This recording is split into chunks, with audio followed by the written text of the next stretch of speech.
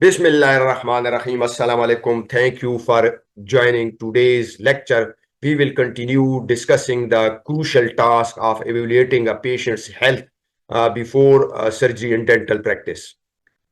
Today's topic focuses on cardiovascular issues in dental practice, especially ischemic heart disease such as angina pectoris. Understanding these conditions is vital for safely treating patients during dental procedure.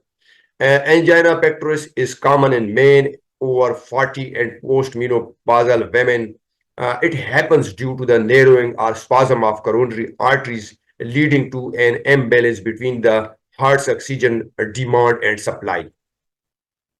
Angina symptoms includes a heavy squeezing chest sensation, which may radiate to the left shoulder, arm, and jaw.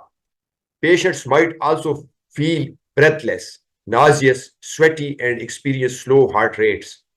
To manage angina patients, our dentists need to take a detailed history to identify triggers and the nature of angina episodes. Consulting with the patient's physician is crucial for safe treatment planning.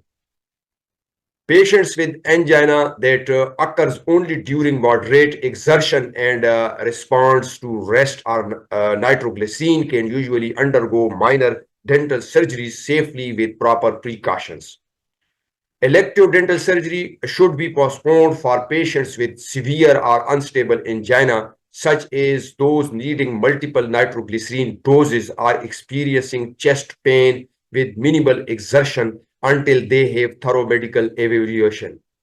To ensure a safe surgery, it is important to reduce the patient's anxiety and myocardial oxygen demand using effective local anesthesia and limiting the use of epinephrine in anesthetics. Increased oxygen demand during ambulatory oral surgery is primarily the result of patients' anxiety. Thus, an anxiety reduction protocol should be used as shown here. During surgery, it is essential to monitor the patient's vital signs and keep in verbal contact using nitrous oxide or other conscious sedation methods can help, and fresh nitroglycerin should be available for emergencies. This box outlines the management of patient with a history of angina pectoris. Patients who have had successful balloon angioplasty and stenting can typically proceed with oral surgery using similar precautions as for stable angina patients, ensuring their safety. In summary, it is vital for dental professionals to have a deep understanding of cardiovascular conditions like angina pectoris. This knowledge helps in performing thorough preoperative evaluations and devising effective management strategies to ensure patient safety.